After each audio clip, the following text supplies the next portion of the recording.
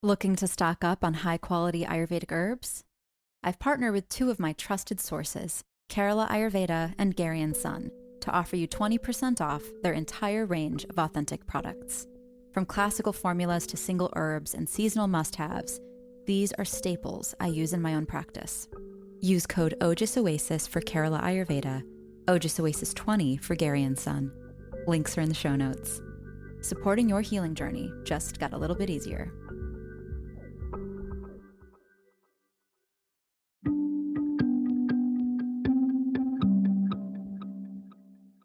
Welcome to Ojas Oasis, the podcast where ancient wisdom meets the modern being.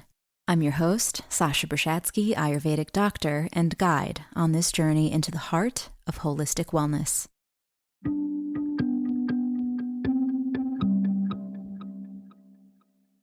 Hello and welcome to the final episode in our series on the Yamas and Niyamas. We've spent the last 6 weeks learning, discussing, and growing as we've opened our traditional yogic texts and explored these simple yet powerful guidelines for living a peaceful and happy life. Our studies these last several weeks are a perfect example of Svadhyaya, a niyama we discussed today, which refers to the practice of self-study. The time and space that we, which includes all of you, have dedicated to learning about Ayurveda, yoga, and ourselves really, is important and something to be celebrated. We are very proud. The final niyama, Ishvara Pranidhana, is a big one.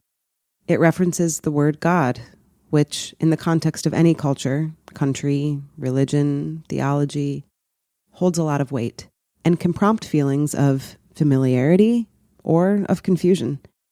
Today we discuss our relationships with God and all that surround that term and bring some clarity to what it's meant to represent in the context of the Yoga Sutras. And all this time you thought yoga was just about headstands, huh? We're honored to share this journey and today's conversation with you all. Let's get to our chat.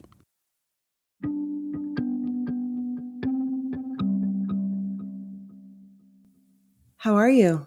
I'm good. How are you? Had like an adventure of a day, so I'm entering this zone, maybe a little slowly, so give me time. Mm-hmm. Rebecca, actually, Matt's daughter, just graduated from high school yesterday. Yeah, so I know it's so exciting. Yeah, it's awesome. So she's coming up with 3 of her girlfriends for the weekend. So we're trying to like make it fun and Ooh. Yeah. Oh, that's so fun. Yeah.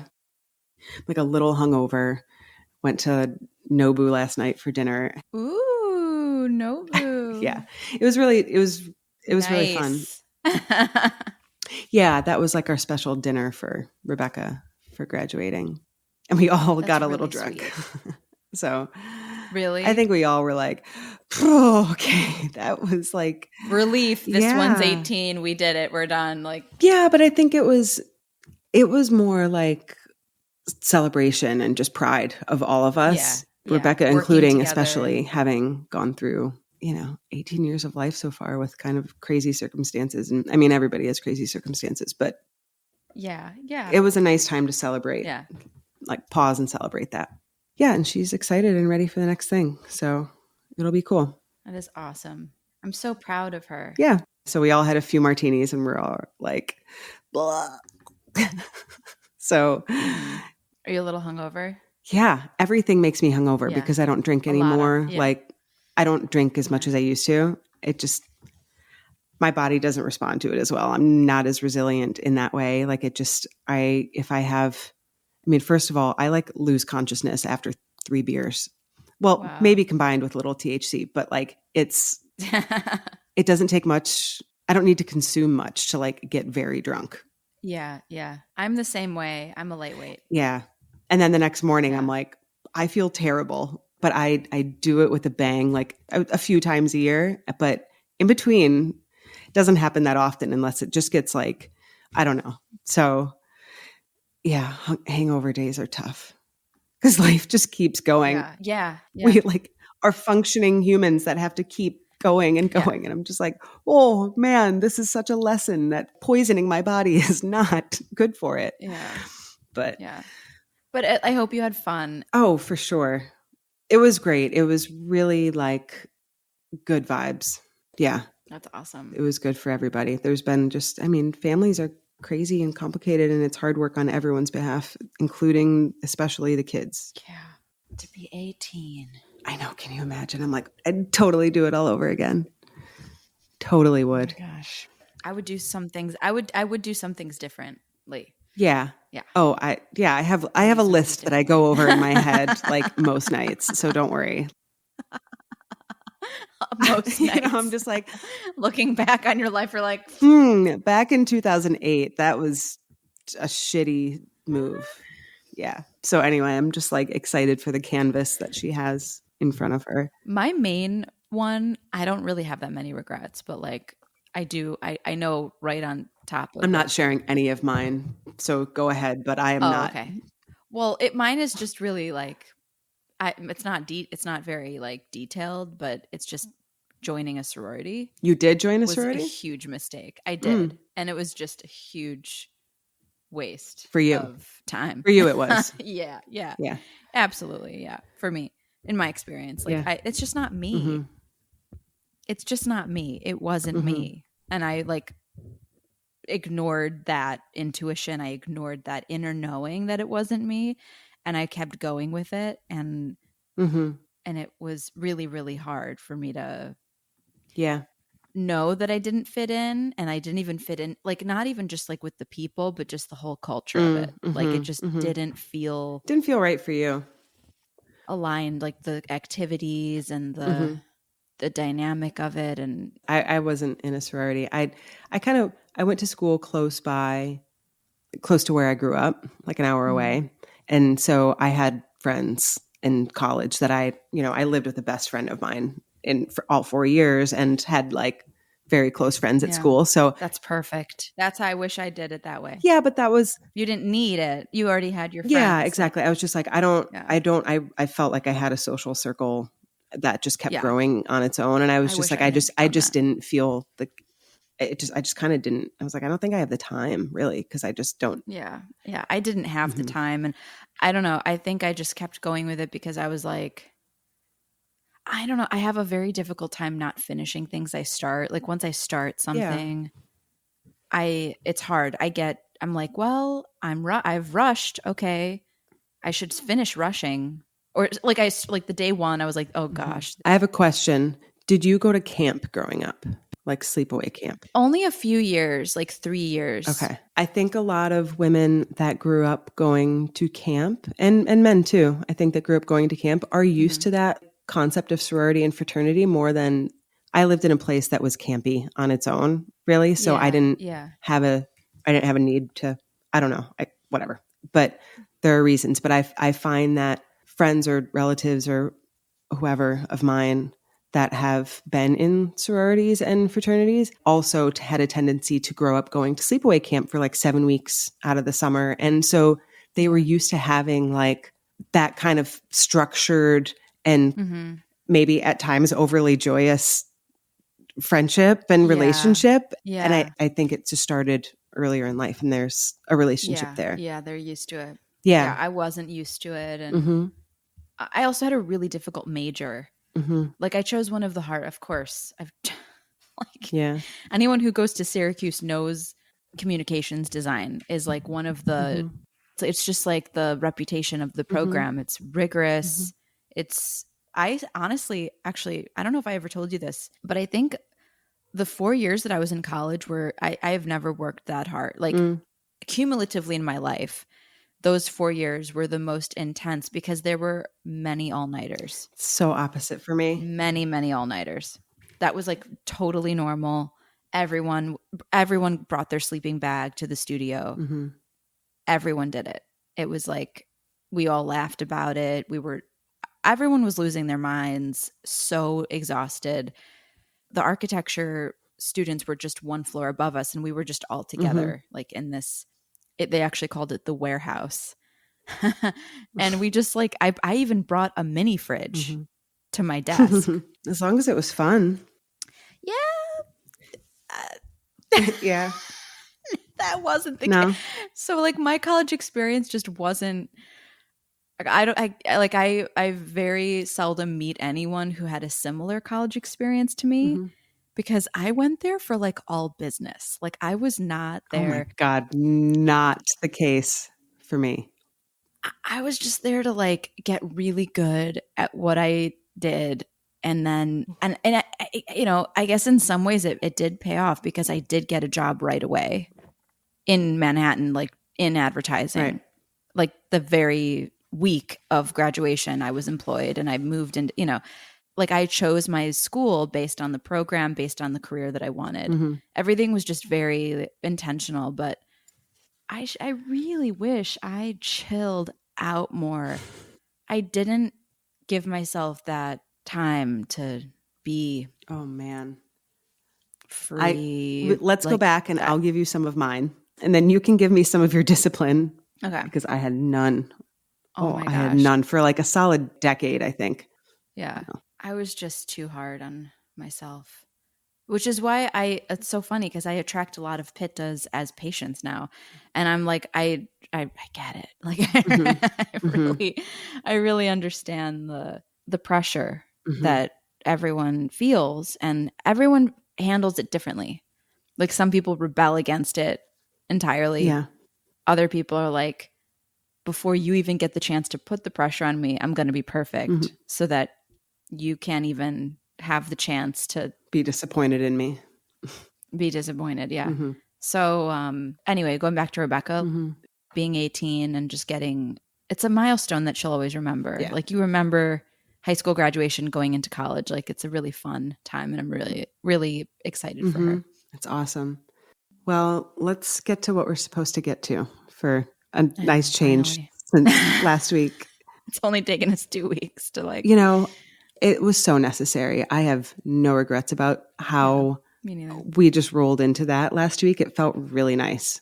It felt necessary. I don't think that this week I could have handled editing and producing a heady podcast either. Yeah. So last week felt really nice to just release. Like we said, I think it was just excess vata for us both. And that feels just very necessary to let out. And if somebody else is on the same page, it just feels really good. So I'm glad that we just got to have a little discussion about it. Decompression episode. Yeah, just a break. Yeah. I mean, and anyone listening, we've all been kind of studying hard the last several weeks and talking about things that are deep and meaningful and make you think and make you slow down and, maybe question some things. And like that takes work and processing if you actually, let yourself do it. So sometimes you're just like, oh, okay, a round of breath from that because you're just processing so much. So, I mean, kudos to people listening too for following along. I mean, I get questions and I get comments and I appreciate that people have been listening to this and taking the time to enrich themselves, which is actually, I'm not trying to make this a segue here, but it is part of what we are talking about today is the next niyama, which is Svadhyaya, which is self-study. And frankly, listening to a podcast, whether it's this one or another one where you're, even if it's like storytelling or like fiction or the news or whatever it is, that's time you're investing in enriching yourself. And I think that's something to celebrate and be proud of. I think it's an important practice. So that's what we're mainly here to talk about today. We have a final niyama to get to as well, but maybe for now, let's just focus a bit on Svadhyaya. So, my point in talking about the last few weeks, it's been awesome studying and revisiting these concepts and these principles and applying them to my life as well. So it's been great doing the work. It's also totally fair to take a break from it and be like, okay, like today is like a day of rest from not constantly doing the self-study. I mean, one day, yes, maybe we are constantly in a state of svadhyaya and internal analysis, but it's okay to take a break from it too. Absolutely. Yeah. I would say that resting is equally as productive as self-study. That's what last week felt like. Yeah, sure. Because there needs to be time to assimilate the knowledge and integrate it. digesting it. Mm-hmm. Digestion is like the absolute key to healthy digestion is the key to flow and ease. So not just with food, but with everything going on in your life, on top of studying, on top of creating this podcast, which we've been like a well-oiled machine doing every single week for months. Just suddenly. So suddenly. Yeah. You know how quickly this thing started? Yeah. Like from, I mean, the original idea happened, and then 2 months later, we had our first podcast live. And that's pretty amazing. We have not stopped since. We just kept going. Yeah. No, we made a decision and we did it. Yep. Yes. Totally stuck to it. Yeah. Yeah. And I think I'm really proud of us. Yes. I'm very excited. And we'll have one more conversation before you head off to India and I take a little summer recess as well. So we're going to take a little break from releasing our weekly podcast. So we'll talk more about what the summer will look like, but we both are going to take a little time to rest and explore and take these headphones off, close the laptop, right? So yeah, it'll be good. So until then, we're going to crank out these niyamas, right? So let's talk about Svadhyaya. What is your interpretation of the word? If you want to read the sutra too, you can do so as well.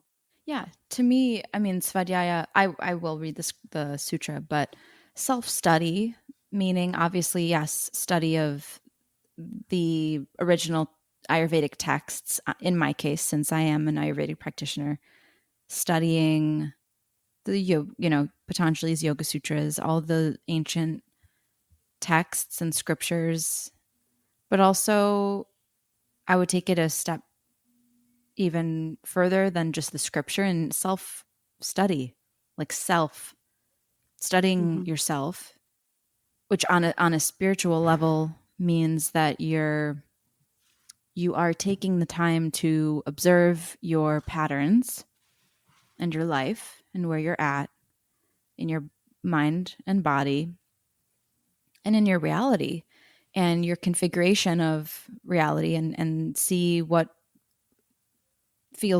feeling good and aligned and what isn't and what needs to sort of shift. And sometimes it's mental. Sometimes it really is just the perception that the grass is greener on the other side or that you are lacking in some way. So self-study with the mind is important, but then in meditation, you actually do transcend the thinking mind and you're able to sort of step into the witness, which is the soul, which is the highest vantage point because you don't have thoughts painting your reality. You can actually just witness it neutrally. And, the more you actually train yourself to step out of your mind, you start to tap into a much higher frequency of reality where there is no good or bad. Right. You just are. And it's actually quite peaceful there. Well, Svadhyaya allows you the ability to separate and observe yourself and observe your thoughts and create some separation and recognize your soul. There still also is a connection there though. And that's the sutra references connecting with one's deity of choice. So in doing that, you're kind of establishing a connection with you and your deity is your soul.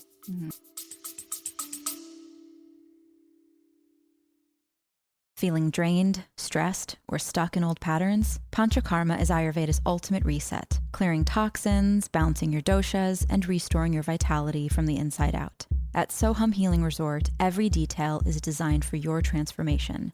Personalized therapies, nourishing meals, and deep rest in a serene sanctuary. As an Ojas Oasis listener, you'll receive $500 off your Panchakarma retreat with code OJASOASIS PK2025. These retreats book quickly and often far in advance, so don't wait to reserve your place today. Visit sohamhealing.com/panchakarma, and you'll also find the link and code waiting for you in the show notes.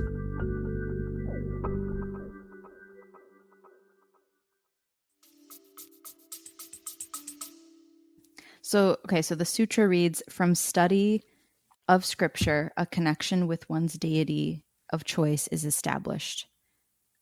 A deity is a god in Hinduism that there are many of them, first of all.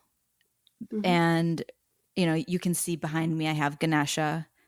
That would be my deity of choice because Ganesha, for some reason, I've always resonated the most with Ganesh. And there's a familiarity, let's say. Like when Mm-hmm.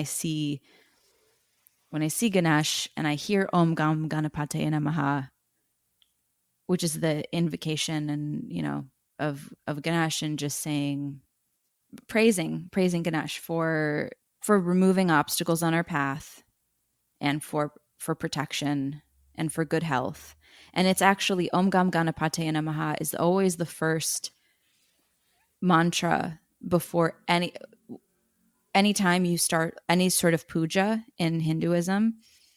We always start with the invocation of Ganesh because that's like the foundation. And I'm very much, if you haven't noticed, I've always gravitated to building a really solid foundation first with anything. To me, before you even study yoga, to me, Ayurveda is the foundation. Before you do a yoga teacher training, to me, like intro to Ayurveda would be a course you would take for a month at least, and then you can do your yoga teacher training, because then you can actually practice your yoga with your constitution in mind. Mm-hmm.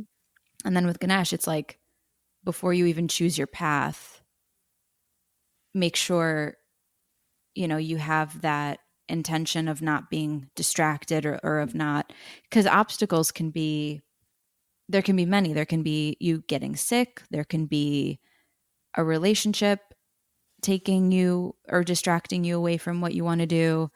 There can be family obligations that take you away from what you want to do. So, just having even the support of Ganesh is pretty crucial if you want to get anything done in the world. Mm-hmm. You first make friends with Ganesha. So that's been my personal deity of choice. And, I also have a guru that he doesn't want me to call him my guru, which honestly sort of like validates him more to me, because he's very humble and he doesn't want any sort of anything to do with being praised in any way. But, Mm-hmm. it really does help when you have someone to learn from and a guru. What is a guru? Actually, it's a good opportunity for me to explain what that means. A guru is someone who basically guru actually literally means in Sanskrit, remover of darkness. And remover of darkness isn't necessarily the negativity that we all seem to accumulate and produce, but it's also like the darkness, meaning the ignorance Mm-hmm. of our ego. So the guru just shines their light, and then you can see yourself clearly in a clean mirror. Mm-hmm. So that's really all that a real guru is doing, is pointing the mirror back at you, but they're a clean mirror and they have the light for you to see yourself. Mm-hmm. And even in my practice, that's what I set out to do with each patient. I'm not setting out to be the curing agent in their life. I'm actually setting out to help them realize that they are the healer. Right. And right. be as clean of a mirror to reflect everything that they tell me, and even the things that they don't tell me, but the things that I can feel. And then I know what to ask, and I know how to sort of inquire, and so that they can do this Svadhyaya with me. They can do this self-study out Right. loud as we go.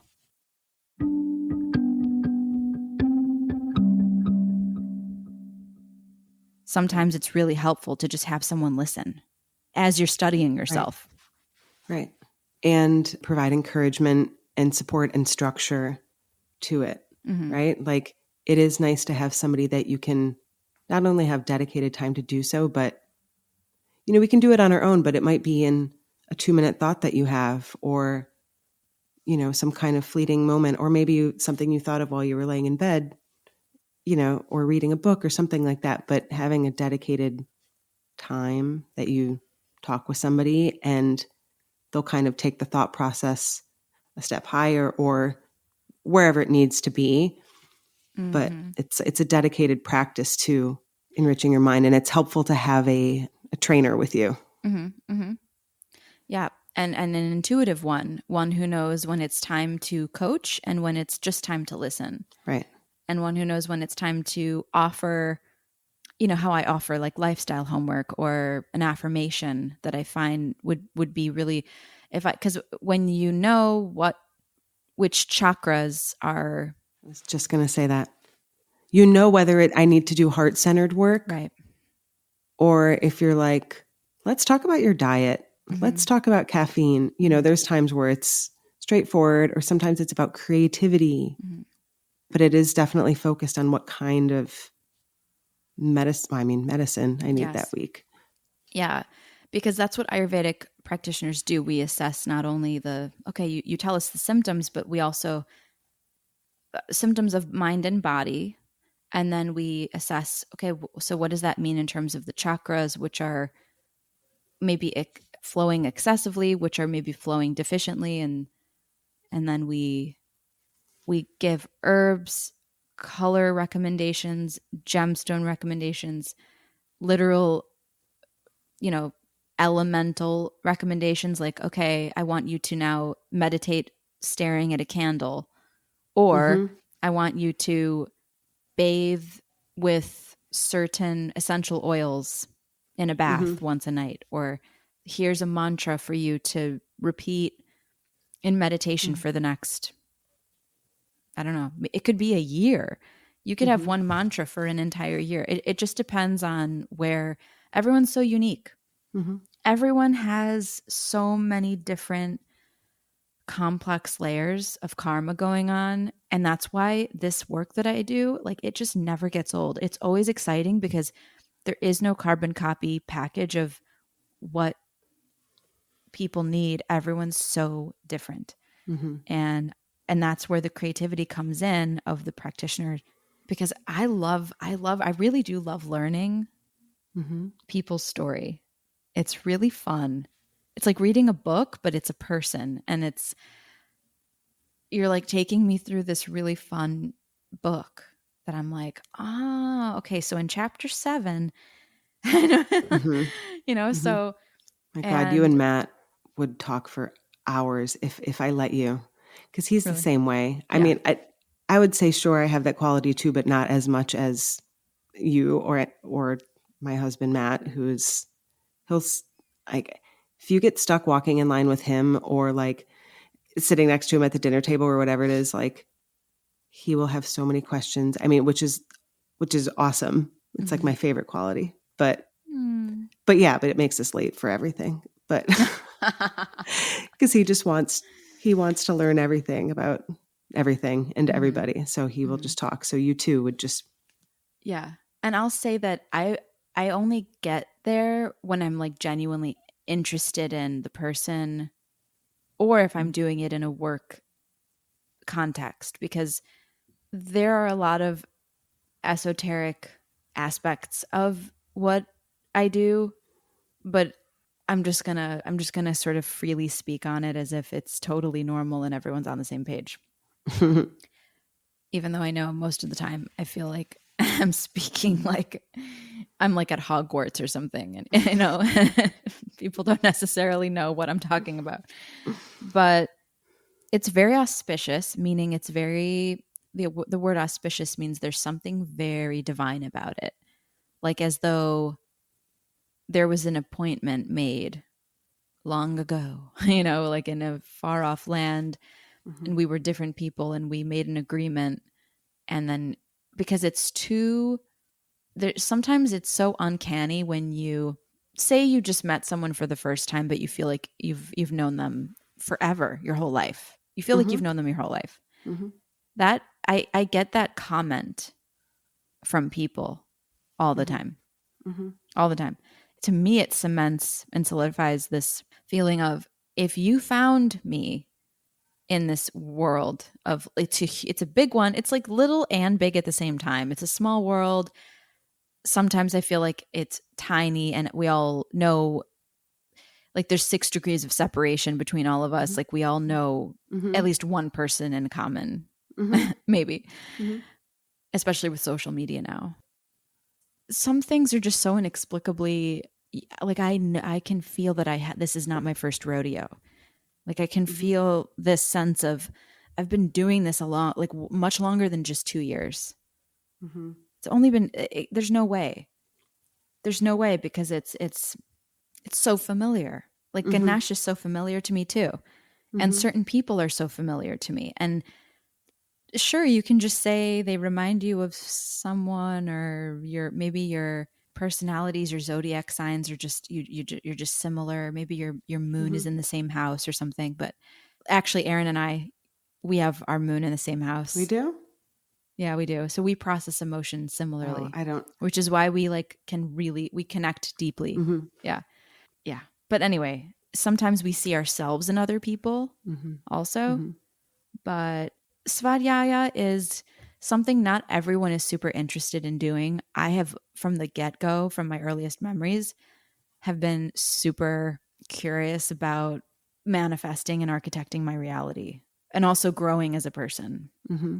And that's another thing that you and I, Erin, we share in common, Mm-hmm. is like, we're so curious about growing and learning and developing Mm-hmm. ourselves. And, I think you for know, me, it felt a little different. I've always been ambitious, very ambitious, but wasn't, I was more interested in, like, I wouldn't say I've dedicated like my youth to studying myself or being super inquisitive, but I very much explored my world as much as I could. I explored nature a lot. I mm-hmm. got involved with all kinds of opportunities. Like, I was very involved and very in touch with, I had a lot of friends. I had a genuine ambition and desire to study as much as was accessible to me. At school, I took advantage of everything that I could. Like, I was just doing that, but I wasn't necessarily like a self-studier. I was really going with the Mm. flow in that regard, which I think serves me well.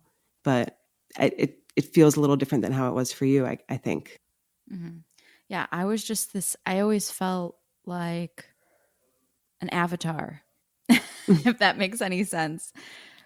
Which, that movie, that the second one is coming out, I think, in December. I'm so Oh my excited. gosh. But yeah, I felt like I was from another world, universe, and that I was sort of like, I was awake and aware of it, but I was in a human body and here. So I have to, first of all, figure out why this is the case. Like, why do I When do feel? you feel like you started making a connection with that? Like, how young or how old? My earliest, like 5, Mm-hmm. 5 years old, because that's when I was first talking to God in my room. Right. And everyone's got like their own different, like, some people, when they realize their sexuality, or like their gender identity is different from that of their assigned or Mm-hmm. whatever. And for me, it was like, okay, I can hear God. This is Mm-hmm. very real for me. And then I was like really confused as to why no one around me was that way, or was as sensitive to like suffering of people. I was just hyper sensitive to like witnessing anyone. Like, overwhelmingly empathic. Yeah, yeah. It was like an intolerance, Mm-hmm. sort of like an intolerance to pain, but it was like this, my heart was just every little thing, like the cat like eating the bird in the backyard, or watching a worm get stepped on. Mm-hmm. I swear, it didn't matter what. Like, I remember these boys in my neighborhood were burning ants Oh on the no, sidewalk, and I was absolutely no. Yeah, horrified. I have no tolerance for that now. I was just, but I was like, oh, that made such a deep, grooved impression on me as a kid. Just like, if you if you can inflict that type of harm on a being, Mm-hmm. I don't understand you. Right. Like it's simply, Mm-hmm. I'm like huge question marks. It's the violation of the number one rule, right? Yeah. We've talked about that, how that's like the very, very basis for all of this, everything that we were talking about with Yamas, Niyamas, sutras, whatever it is, yoga as a system, it all starts with having that non-harmful base. Like it has to start there. Yeah, I didn't even want my dad to kill the spiders in my room. I just wanted him to bring them outside. Oh, I don't now. Yeah. I bring them, I taught my kids that. Every time they see, they'll, oh, bug. And then they'll ask for a piece of paper to put it on so they can take it outside. I love that you're teaching them that. That's beautiful. I'm so happy. I mean, but it doesn't, I'm just teaching them how I do it. I'm just showing them like, this is I how did that with cockroaches in my last apartment. Fuck that. Cockroaches. No. I'm sorry. There is like, one major caveat. Major caveat to the first Yama, like ahimsa with a small claws cockroach. underneath. Yeah. But I cannot do it myself. That is one of those things where I totally disintegrate. I become a non-functioning human being. I have to leave the premises. I will throw things from across the room at it. I have several like coffee table books that are used for the purpose of that because I'm a New Yorker and that's how it goes. But that's the thing is that Svadhyaya, when I do I do self-study like every day. I think it's fair to say. Mm-hmm. It's fair to say that I do that. And well, it should be. It's kind of constant. It's constant. It never stops. Yeah, it never stops because the thought. Because thoughts we're like always come. meditating. Yeah, thoughts come that really feel like invaders, or they don't feel like me because there are other things that other people have said. But then it'll come. You know what I mean? Mm-hmm. Sometimes you don't know which thoughts are yours and which thoughts are just things that you've heard. Yeah. So I have to always sort of like stand at the doorway and say, you're me, you're not me. You're me, you're not me. You're kind of me. Actually, let's think. Okay, fine, you're me. Right. And with the cockroach thing, I had to do a lot of self-reflection and introspection on what is it that I find so disgusting about these things. They're just a thing. Whatever. And I know, trust me, it was a meditation. It was like, seriously, that sounds like the worst meditation ever. Really hard. It was really hard. I'm not going to underplay it. I thought I was going to vomit. That's what's going to come up when I do like a mushroom ceremony. Yeah. If I ever do ayahuasca, it's going to be it's just going to be that. It's just going to be like, face this. Yeah. Yeah. But that's the thing is then they lose their power when you do face it. That's what's so kind of cool about it. Because I had to do it not once, but like maybe twice or three times there, because obviously cockroaches are rarely living on their own. So I had to, what did I do? How did I even do it? First, I tried to vacuum it. And I screamed at the top of my lungs. I screamed like bloody murder. And then it like ran away. So I was like, you're right. God, I shouldn't vacuum it. It will kill it. And I don't want to kill this thing. I just want it out of here.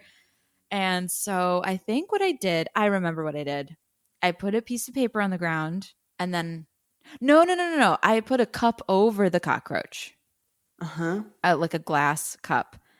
And then a piece of paper underneath it. And I brought it outside. I'm physically nauseous from this story.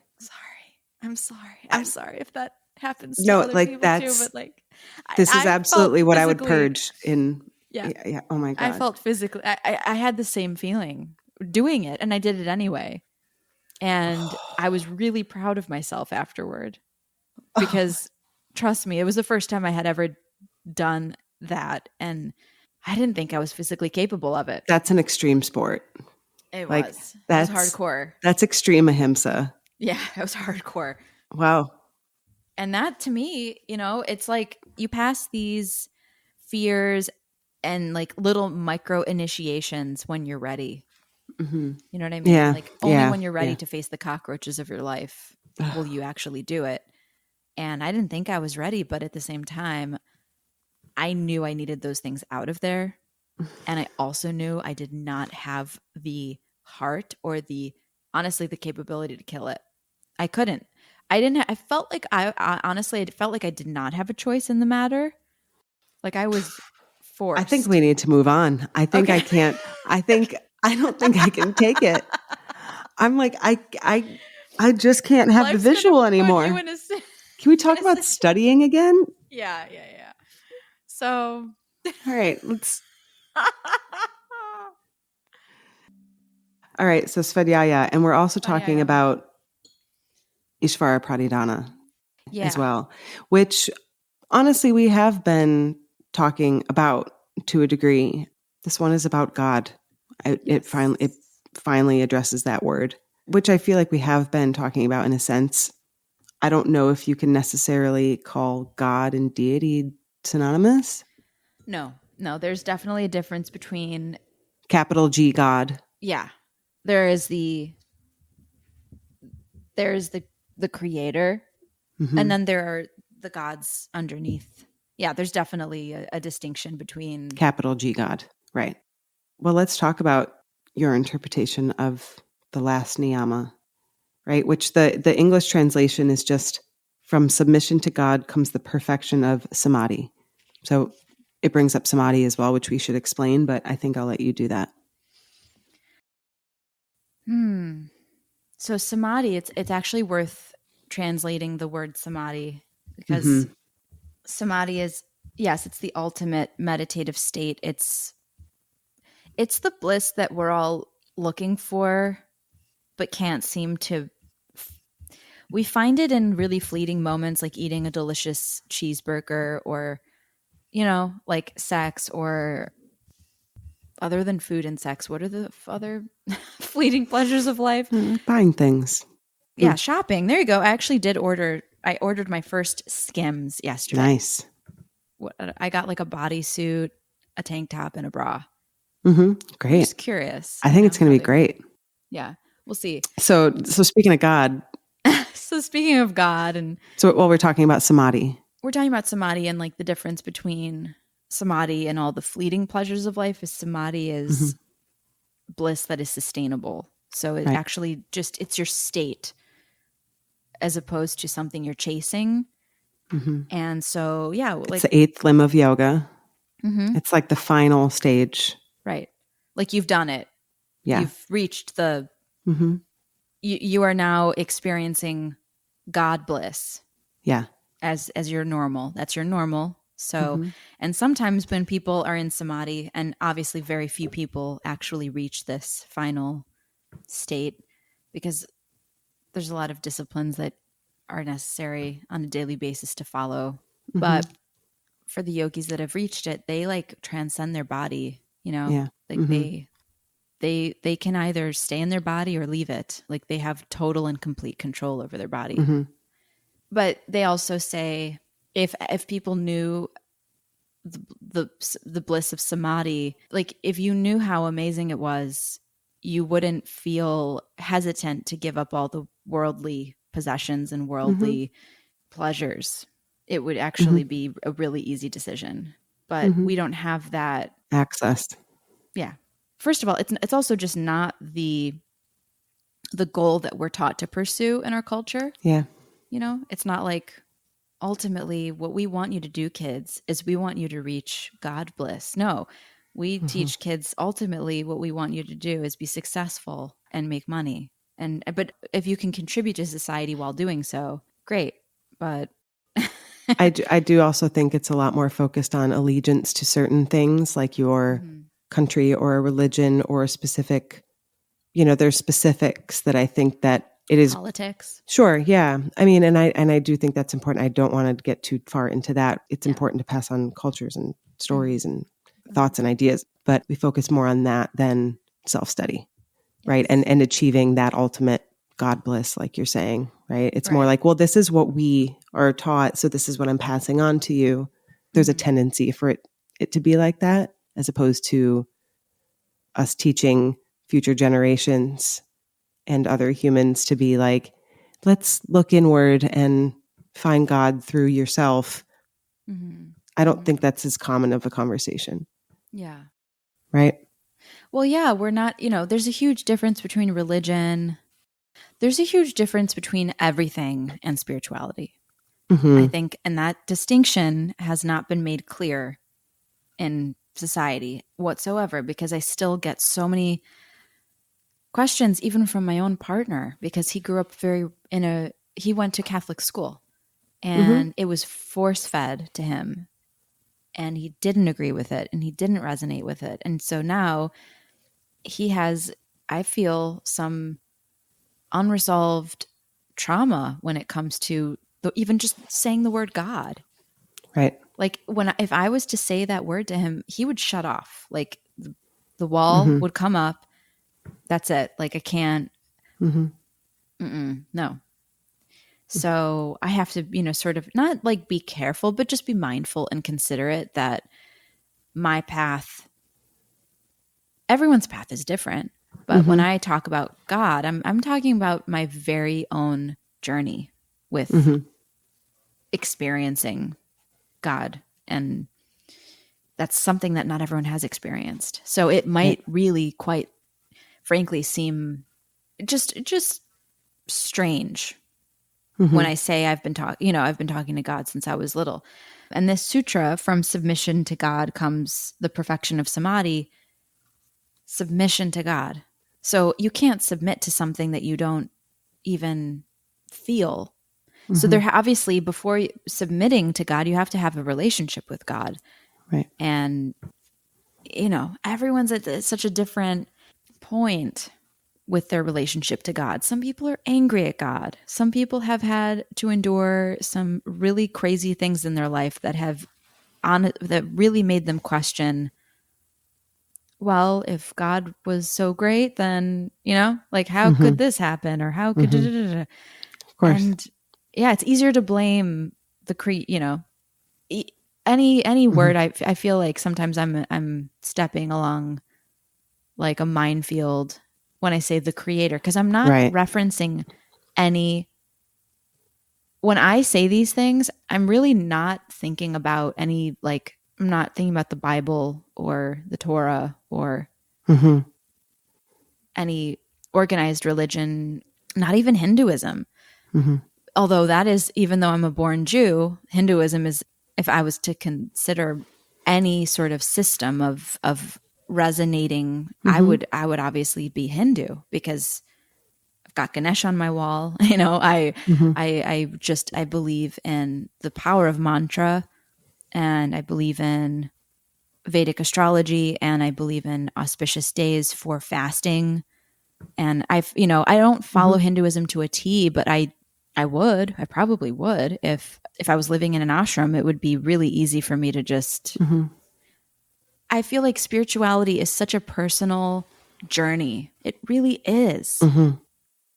What these last two niyamas mean to me, really, self-study and basically submission to God, is pursue the curiosity of knowing who it is you are. Right. And who it is you are not. And then honor that, because you can find out who you are and then ignore it just as easily. Right. But the consequences of that are sort of tragic in a way, because you never really get to be who you are. And I feel that is the highest privilege of a lifetime, is to get to be who you really are.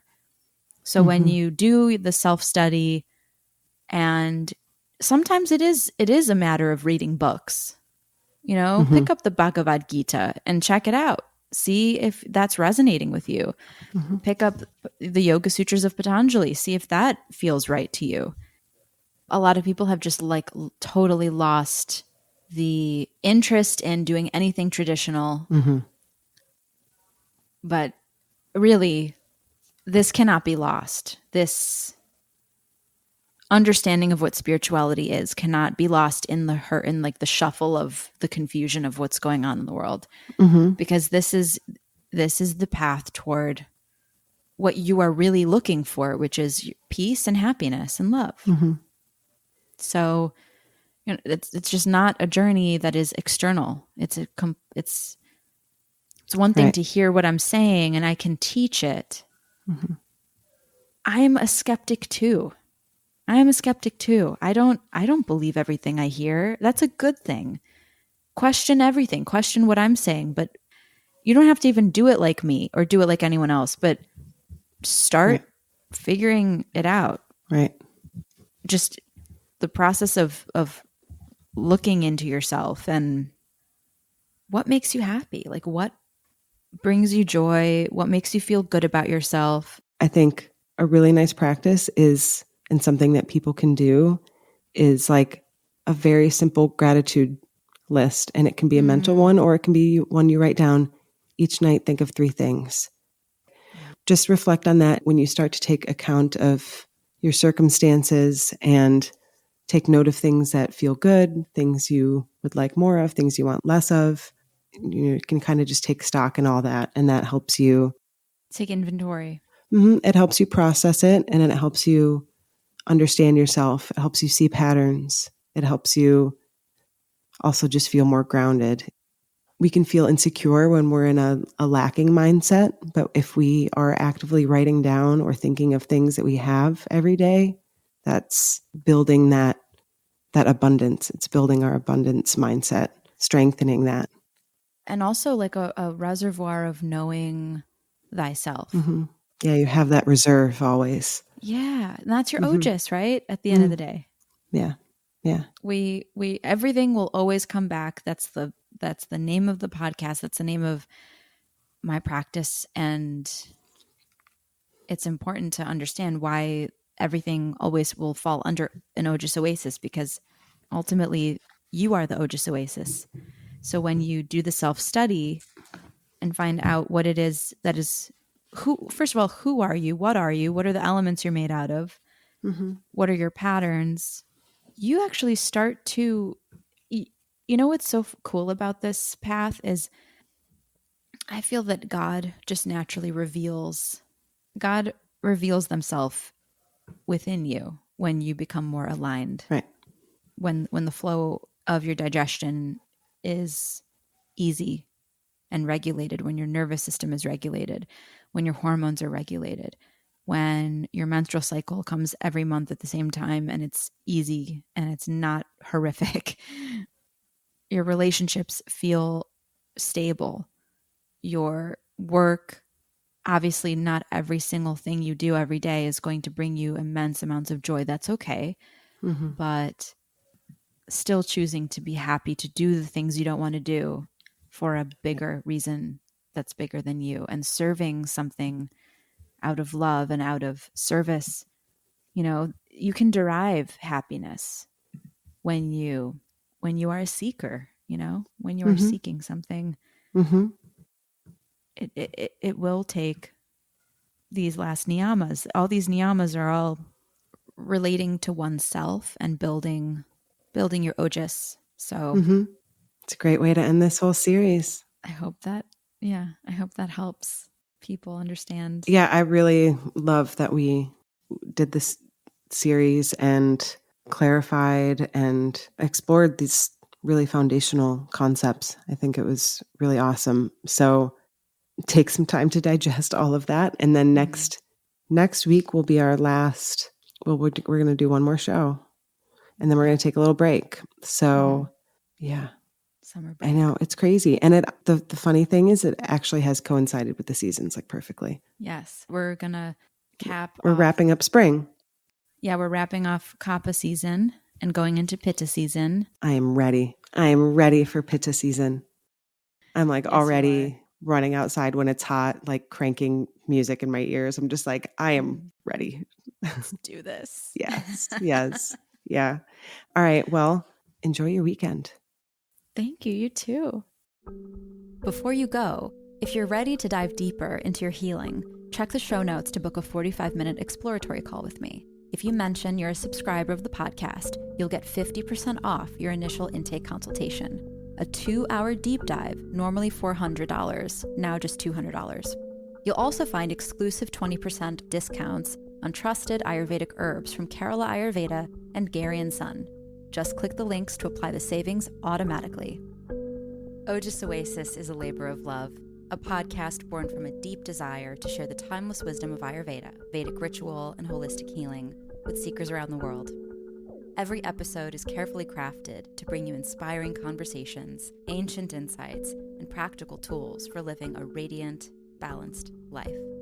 If the show has nourished your spirit, helped you feel more seen, or guided you on your healing path, you can now support our work by buying us a coffee or golden milk.